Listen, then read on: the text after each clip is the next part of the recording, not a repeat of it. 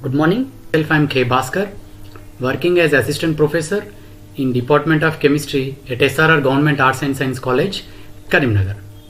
In this video, I would like to give a presentation on the topic that is Werner theory.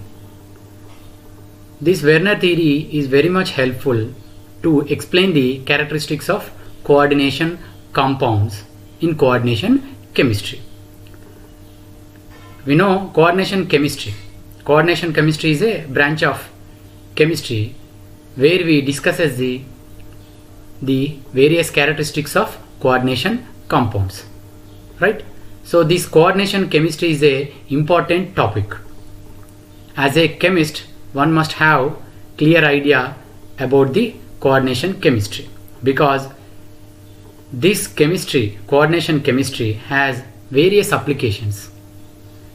Coordination chemistry has applications in medicine point of view, in removing the toxic metals, as well as in cancer therapy. Coordination chemistry also has applications in qualitative analysis as well as quantitative analysis, which we do in our degree laboratory, right? Qualitative analysis means that is salt analysis, salt mixture analysis. Quantitative analysis means that is volumetric titrations, that is complexometric titrations. Also we use this concept, that is coordination chemistry. So it has applications in industry also, especially in catalysis. That is, you can see an example, that is Ziegler-Natta catalyst. It is a coordination complex. So coordination complex is also useful in softening of water. So in this way there are various applications of coordination chemistry. So therefore coordination chemistry is an important topic for higher education students. You know, many inorganic chemistry research scholars do their research, do their work in this coordination chemistry area. That is the importance of coordination chemistry, right? So this coordination chemistry is nothing but it is a branch of chemistry which discusses or deals with the various characteristics of coordination compounds. That means characteristics as well as structural properties, right? So this Werner theory is one of the theories proposed to explain the characteristics. Before going into the topic, here is a question for you. What do you know about the today's topic? That is, what is Werner theory?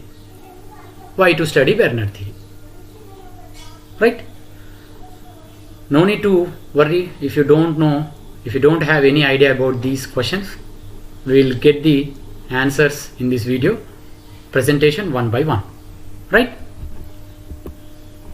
So before going into the topic, one must have clear idea about the terms involved in the coordination chemistry. That is central metal ion, ligand, coordination sphere, coordination number, oxidation state. Wherever you go, whatever you study in the coordination chemistry, these terms always follow you.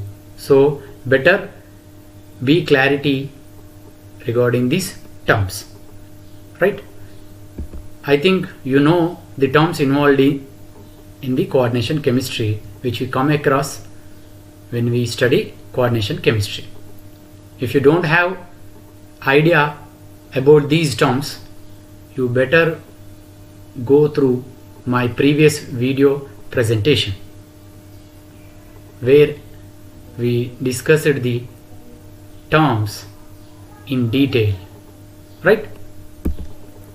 Now coming to our topic, that is Werner theory. So here in the image you can see here, he is Alfred Werner, one who proposed the Werner theory. He has proposed this theory in 1893, and this theory mainly depends on the concept of, that is, metal is having two types of valencies, primary and secondary valency. So based on this concept, based on this theory, he explained the characteristics of coordination compounds. This made him to win a Nobel Prize in the chemistry also, right? He is also known as father of coordination chemistry because He is the first one to propose the theory to explain the characteristics. Apart from this Werner theory, there are various other theories were proposed to explain the characteristics of complexes. Characteristics in the sense structure, stabilities. We can discuss the structure, we can discuss the stabilities of various complexes, we can discuss the reactivities of various complexes, we can compare the reactivities, and also we can explain the properties like magnetic properties, color properties, spectral properties. So all these come under characteristics: structure, stability, reactivity, property. All these will come under characteristics as well as applications.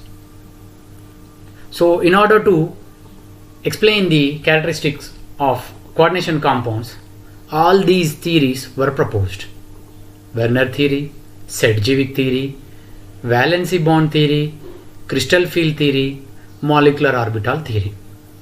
Right? Each theory has its own advantage as well as their demerits. Right? Using Werner theory, we have some advantages. Using Sedgwick theory, we have some other advantages. So we need, as a chemist, we need to go all these theories in order to explain the characteristics of various coordination compounds. The final molecular orbital theory. Using this theory, we can explain all the characteristics of coordination compounds. Right? So in this presentation, we are concentrating on the Werner theory. Postulates of Werner theory. The very beginning postulate is, already we have seen in the beginning slides, that is, metal is having two types of valencies. Valency means nothing but bond. That means metal is having two types of bonds, two types of valencies. One is primary valency, that is primary type of bond. Another one is secondary valency, secondary type of bond. So primary valency is nothing but, this type of valency is nothing but it is equals to the oxidation state of the metal in a complex. Primary valency is nothing but oxidation state of the metal in a complex. What is oxidation state? Oxidation state is nothing but the number of electrons lost or gained by the metal while forming the complex. That is called oxidation state. In a shortcut way, we can say that the charge present on the metal in a complex is called oxidation state.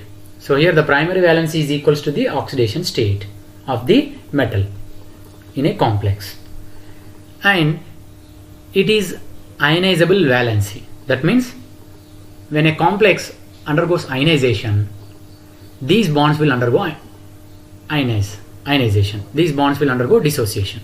So that's why these are called as ionizable valency, ionizable type of bond. So it has no direction at all. This is a non-directional bond, non-directional valency. It is denoted by dotted line because it will undergo dissociation during the ionization in the aqueous solution.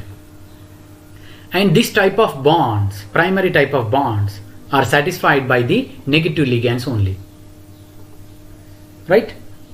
We know ligands are of three types based on the charge present on it.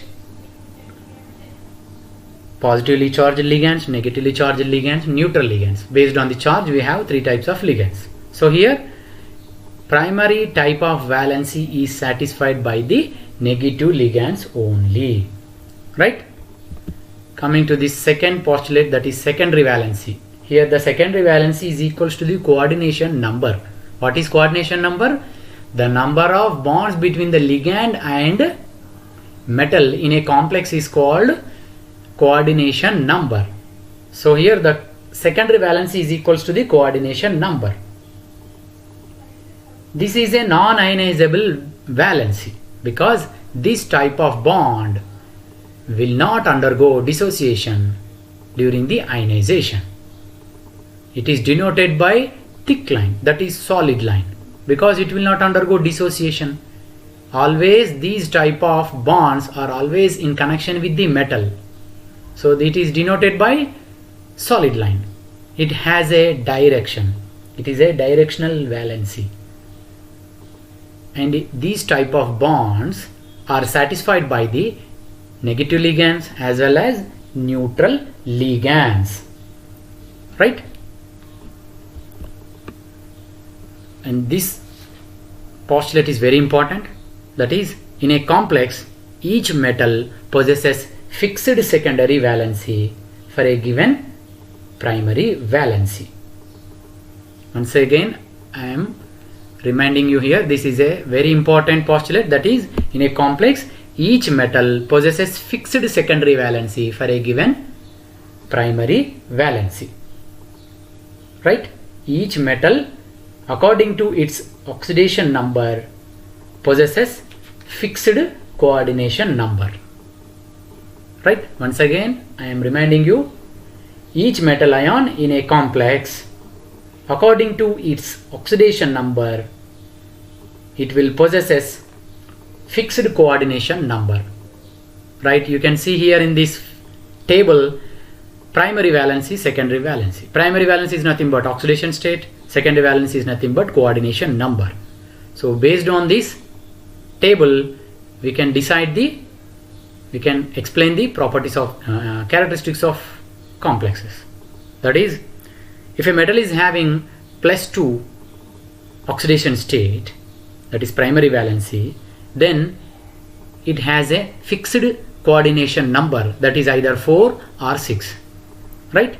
If a metal is having +3 oxidation state, that is primary valency, in a given complex, then it possesses fixed secondary valency, that is 6. For nickel, palladium, platinum, in their complexes, if the primary valency is +4, that is if the oxidation state is +4, then they possesses secondary valency as 6. Right? So for a fixed primary valency, for a given primary valency, there will be a fixed secondary valency.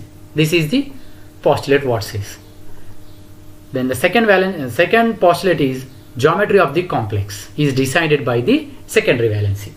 Here always the secondary valency will decide the geometry, because the ligands which are connected by secondary valency are fixed at particular position, giving rise to geometry to the complex. Right? These ligands which are linked by secondary valency are oriented around the metal in a particular manner to give geometry for the given metal complex. Right? Now I think you will agree with the above statement, that is, the geometry of the complex depends on the secondary valency. Right? Now let us apply these postulates of Werner theory to explain the characteristics of the complex. So we have taken here the complex that is formed by mixing the cobalt metal with 6 amine ligands and 3 chloride ligands, chloroligands. Right? So when we mix this, we will get a complex. And in that complex, the metal will have 2 types of bonds. According to this theory, the metal will have 2 types of bonds. That means the cobalt in this complex have 2 types of bonds: primary valency, secondary valency. So here primary valency is nothing but, according to our postulate, primary valency is nothing but oxidation state. What is the oxidation state of the metal in this complex? The cobalt is having +3 oxidation state, because amine is a neutral ligand, so 0 charge. Chloroligand is a negative ligand having -1 charge. So therefore from 3 chloroligands we will get -3 charge. So therefore the cobalt metal will have +3 oxidation state in the complex. That means the primary valency is 3, right? And from the table you can remember that from the table, if the primary valency for a metal is 3, that means if the oxidation state of a metal in a complex is 3, then it has a fixed secondary valency, that is either 4 or 6. Here it is 6, right? Here it is 6. So therefore the primary valency for this complex is 3, secondary valency for this complex is 6. And we know primary valency is denoted by dotted line. It will undergo ionization. During the ionization it will undergo dissociation, and these bonds are satisfied by negative ligands. So therefore we will have 3 dotted lines on which we have to connect 3 chloroligands. Similarly, secondary valency is 6, therefore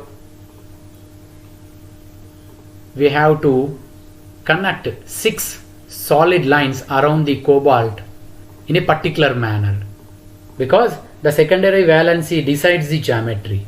It has a particular direction. These 6 bonds should be oriented around the metal in a particular manner, that is octahedral manner. Because here the secondary valency is 6, these 6 bonds will be get oriented around the cobalt in an octahedral manner. That means here the 6 bonds should be oriented around the metal in a octahedral manner. You can see that here in the image, thick lines are arranged around the cobalt in space like a octahedral manner, which are nothing but secondary valency, and 3 dotted lines, they are primary valency. Primary valency dotted lines are satisfied by the negative ligands. We have 3 negative ligands which are linked via dotted line, and 6 neutral ligands are connected via solid line, that is secondary valency. So from this we will get the structure. Here the cobalt is having 2 types of valencies. Here is a question for you in this slide, that is how many number of chloride ions are obtained from this complex during the ionization in the aqueous solution, right? In this complex you can see from the previous slide,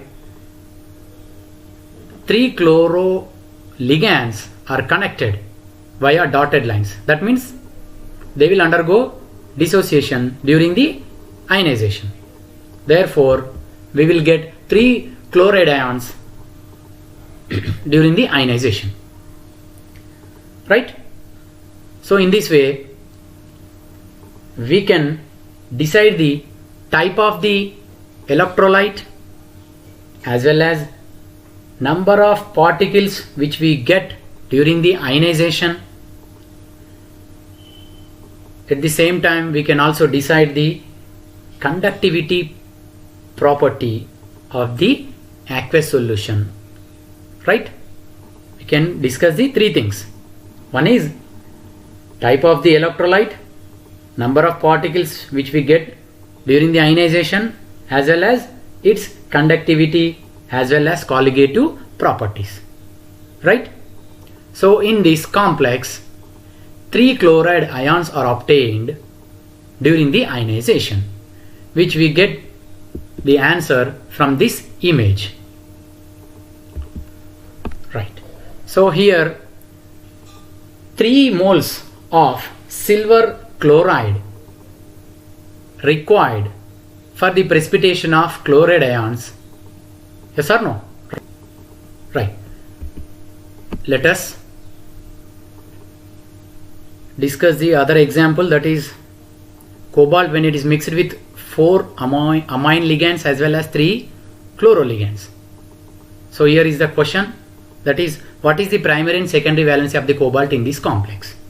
So you can see here in this, the amine is a neutral ligand, therefore the charge is 0. Chloride is a negative ligand, it has -1 charge.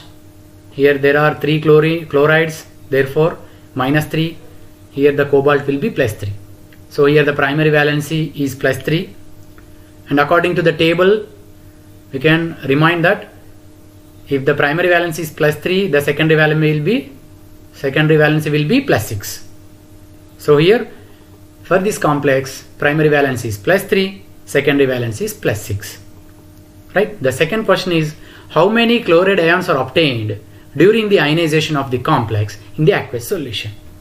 So the answer for this question we get when we solve the structural problem for this complex. Right?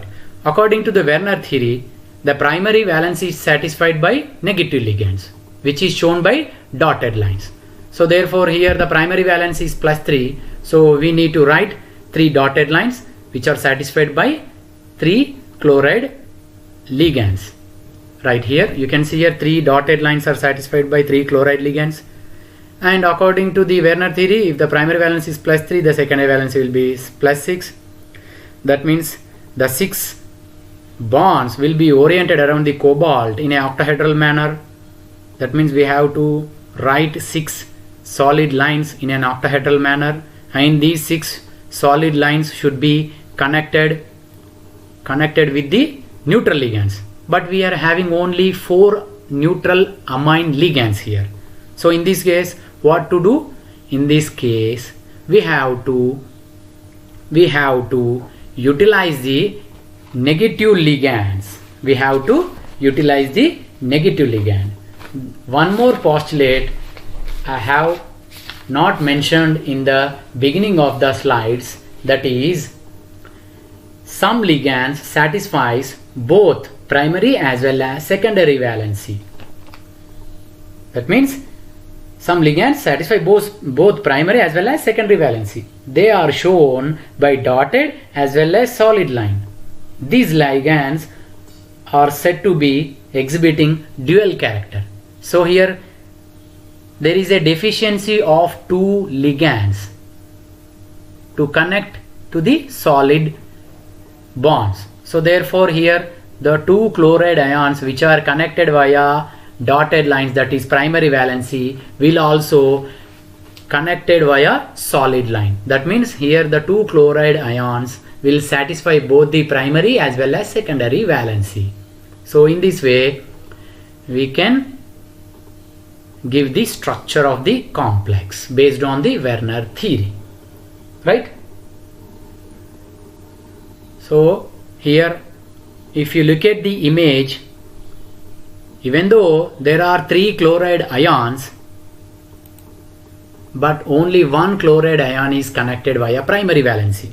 Remaining 2 chloride ions are exhibiting dual character. So therefore during the ionization only 1 chloride ion will undergo ionization. Only 1 chloride ion will be obtained, will be produced during the ionization. So therefore 1 silver nitrate, 1 mole of silver nitrate is required for precipitating the chloride ions which are obtained from this complex.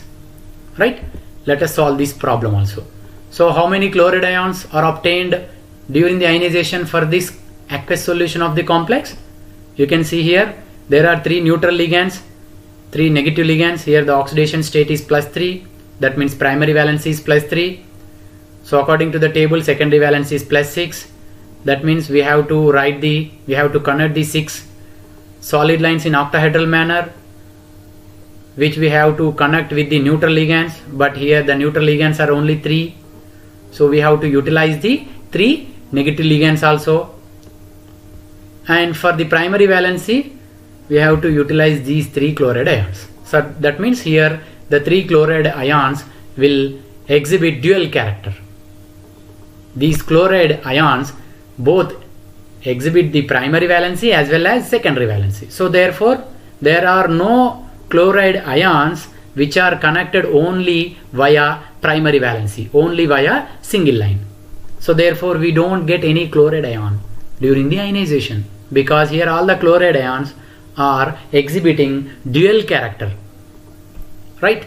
So here no silver chlorides are required, silver nitrate is required to precipitate the chloride ions, because there are no chloride ions obtained during the ionization of this complex. Right? You can also solve this problem on your own, that is platinum mixed with 5 ammonia and 4 chloride ions. My question is, how many number of chloride ions are obtained during the ionization in this aqueous solution, right? So here the platinum is having +4 oxidation state, that means primary valence is +4.